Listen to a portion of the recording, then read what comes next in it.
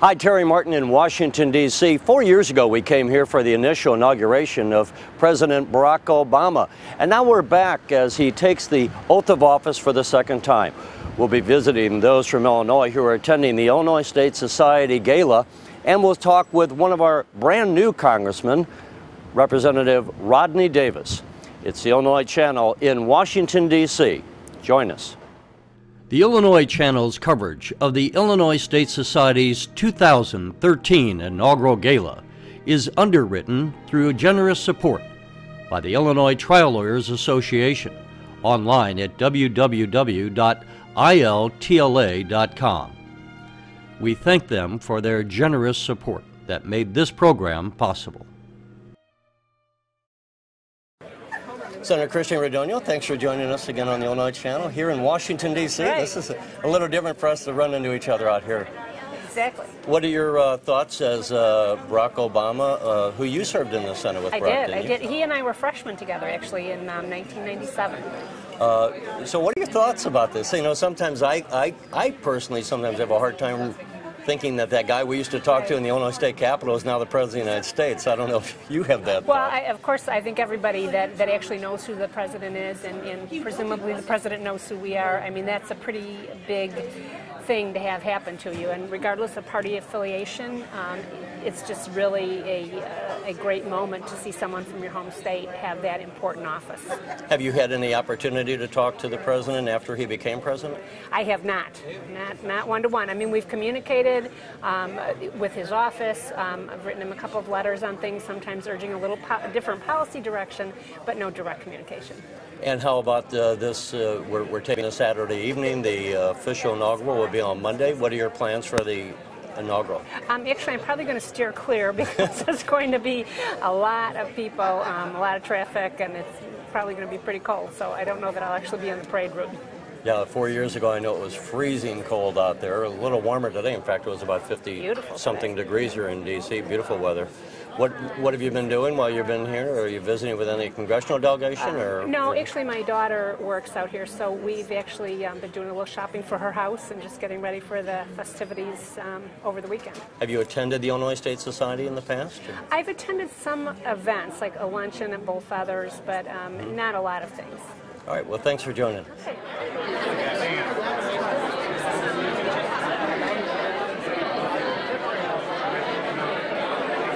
Congresswoman Cheri Bustos, thank you for joining us on the Illinois Channel. Thanks for having me. Congratulations on your win. You're just a few days into your new career as a Congresswoman of the 17th District. Your background, and how is it you decided to run for Congress? Well, I happen to be a journalist. That was my background. I did that for about 17 years. And for the last 10 years, I've worked in healthcare. I was a Vice President of Communications and Public Relations for a health system. And what got me to this spot here today is that I served on the City Council, was elected to 2 terms out of East Moline, Illinois. And about a year and a half ago, I was approached by some Democrats, asked if I'd be interested in running for Congress. And so here I am. And as of right now, I've been in office for 16 days, so it's all very fresh. Of course, you, well, first of all, what committee assignments have you had, or are you going to be serving on, I should say? I have been assigned to Transportation and Infrastructure, and then also the Ag Committee. So very, very good committee assignments for the district that I represent. And I think Rodney Davis will be on Transportation. Correct. And Rodney represents my hometown of Springfield, Illinois. So Rodney and I, he's a Republican and I'm a Democrat, but we both understand the importance of working together in a bipartisan nature.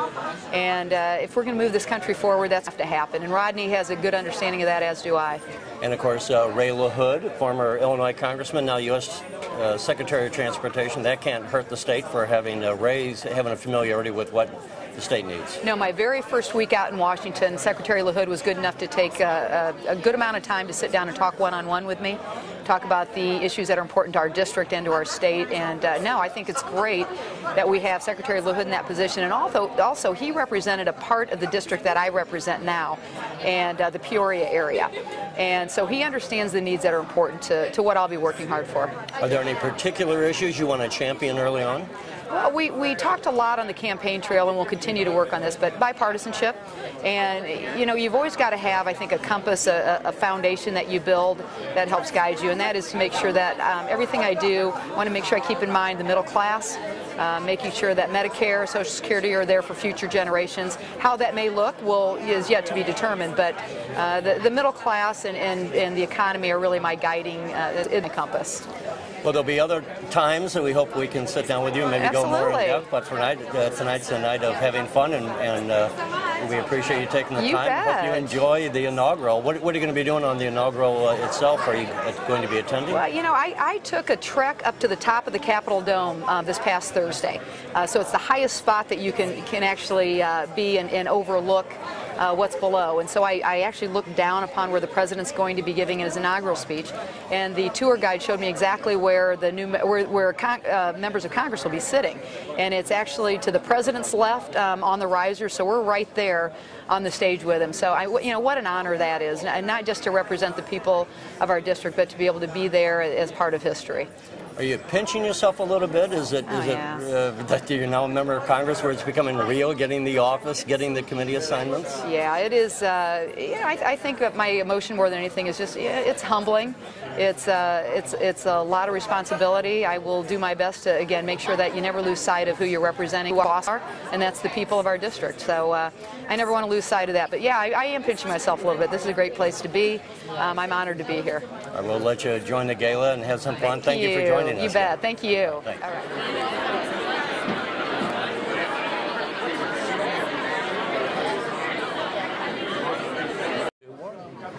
Representative Lou Lang, thanks for joining us again on the Illinois Channel. Great pleasure. Interesting to see you here in Washington, D.C. as we are on the verge of celebrating the second inaugural of President Barack Obama. What are your thoughts as you come up here for this occasion? We're all hopeful that the second term of President Obama will be even better than the first. There's a lot of things to work on. Safety in our society, putting people to work, dealing with the debt crisis. We've got a lot of things on the president's plate. Most of these same things are in the lap of every state legislature in America as well. So we're going to be dealing with these things in Springfield just as the president will be in Washington. How long are you going to be up here for the celebration? I'm going to stay through Monday, head back to Illinois on Tuesday morning. Have you attended any of the inaugurals in the past? I've been to a couple. I was at one of Bill Clinton's inaugurals. I was at President Obama's inaugural 4 years ago, and this is a completely different flavor. A lot less people here, which isn't necessarily bad. People wish the president well. Sometimes they have to do it from afar. But I would tell you that it's still exciting to come to Washington, to watch one of these things take place, to renew acquaintanceships and friendships with a lot of people you've met over the years. And as Democrats, we think the country is going to go in the right direction. Yeah, it's a bit of a different feel, not a down feel. It's just that 4 years ago was the first time, and so many people didn't really know what to expect exactly of the Obama administration, and so it's never quite the same the second time around. The nice things that's different is it's a lot warmer here in Washington this year than it was 4 years ago. It may be 40 or 50 degrees warmer than it was 4 years ago, and it's a lot easier to get around this town. It doesn't reflect that people care less about the president or are less excited about his victory. It just means some people said, well, I was there. And the truth is that 4 years ago, there were so many people in this town, you couldn't move, you couldn't get a cab. They were not prepared for the number of people that were here. It's much better this time around, and I myself am having a better time. What are your own thoughts as once you come back and the legislature starts? Any particular goals that you have for the legislative session? Well, you know, as I articulated previously, we have some of the same problems in Springfield that they have here in Washington. We've got a problem of debt, a problem of paying our bills, putting people to work, dealing with the health care issues that our state faces. I'm working on things like medical marijuana for very sick people who need that product. I'm the guy trying to bring a casino to the city of Chicago and save the horse racing industry with a gaming bill. But there's any number of things to do, and of course I left out our number one issue, which is dealing with the pension crisis. Every day that passes, something like $18 million in debt adds to our unfunded liability due to interest. We have to figure out a way to deal with this, but we have to figure out a way to deal with it constitutionally. Many have proposed some ideas that are simply not constitutional. So we've got much on our plate, much to do, and I'm looking forward to getting the new session started to get at those problems. We won't go too far in any of the policy issues on a night like this, which we're celebrating the inaugural, and it's the Illinois State Society Gala. Have you been to any of these galas in the past? I have, and they're always fun. I myself think I look great in a tux, but would just as soon not be wearing one. I feel a little You look stiff. great in a tux. Thank you. Feel a little stiff, feel a little formal. But these are always wonderful parties with some great and happy people, some great sponsors that only want the people from Illinois to come here and have a good time. But I'm actually just looking forward to the actual inauguration ceremony, where I'll probably be wearing jeans and a very heavy coat and gloves as Barack Obama takes the oath for the second time. That's really why I'm here, and I'm looking forward to it. Do you have any, well, first of all, you served with in the legislature with then State Senator Obama. Certainly did. You could see then that he was destined for something bigger. Maybe no one thought president, but you could see that he had a mind on him and a sense of purpose about him that was a lot different than many in Springfield, and it's great to see where he's gotten. There was a question the other day in the White House press about whether or not he was a friendly enough fellow, and maybe he was too insular. What are your, how would you describe Barack Obama on a personal level?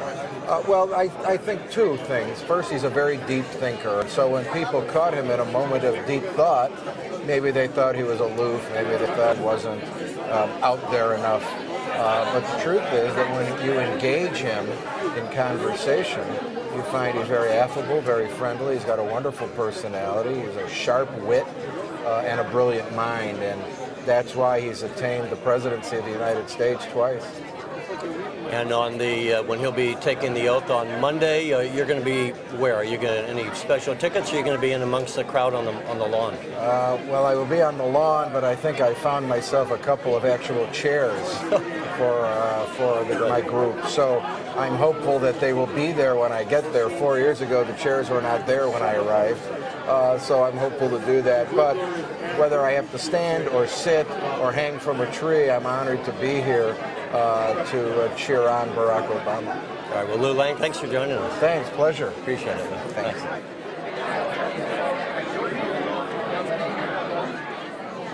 Congressman Bill Foster, thanks for joining us on the Illinois Channel. Well, thank you. You have had an interesting career relative to your congressional career, elected, defeated. Now you're back in the House. What are your thoughts as you are just newly back into Congress? Well, the mood's very different. I came in on a special election when I took the seat that Dennis Hastert had occupied for 22 years. And so when you come in on a special election, then it's a little bit terrifying because people say, oh, you're sworn in, here's your voting card, next votes are in 15 minutes. And so you're voting without a stiff or anything.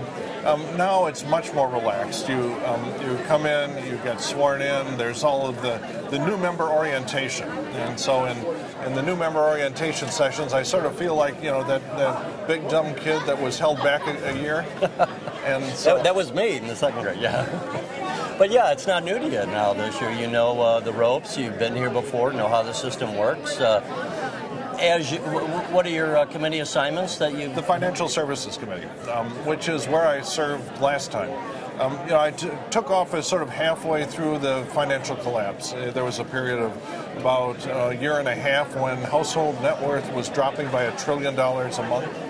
And halfway through that, Wall Street collapsed, and so I was served on the Financial Services Committee both during the financial collapse, the emergency response that followed, as well as the legislative response to make sure it never happens again. And people around the state aren't necessarily familiar with their background. Tell us a little bit about your background, what you did before being elected to Congress. Well, I'm a manufacturer and a high-energy particle physicist. When I was 19, my little brother and I started a company in our basement with $500 from my parents that now manufactures about 70% of the theater lighting equipment in the United States. and so we're maybe 90% of the lights on Broadway, 50% of touring rock and roll, 70% of churches, schools, community theaters, and so I ran that for most of 10 years, and then went back to graduate school and got a degree in high energy particle physicist and worked at Fermilab for 23 years, and so you can see there's a pretty clear logical sequence from theater lighting to high energy particle physics to politics. Each one crazier than the next. As you look to the future here, just in the spring, are there any particular issues that you look to champion, or what is your? We have to make sure that the Wall Street reform bill is competently executed, and that we put rules in addition to the primary legislation, the detailed rules that really maximize economic growth, but above all make sure that we don't have a repeat of the sort of cataclysm that is still hurting so many people in this country. Well, we're here at the Illinois State Society Gala. It's not a night for politics as much as it is a celebration, so we'll let you go, but we appreciate you taking the time to talk to us. No, it's just a wonderful group here, and everyone from Illinois is just quietly proud at what our president has accomplished, and the fact that we're all part of that. Thank you so much, Congressman Bill Foster.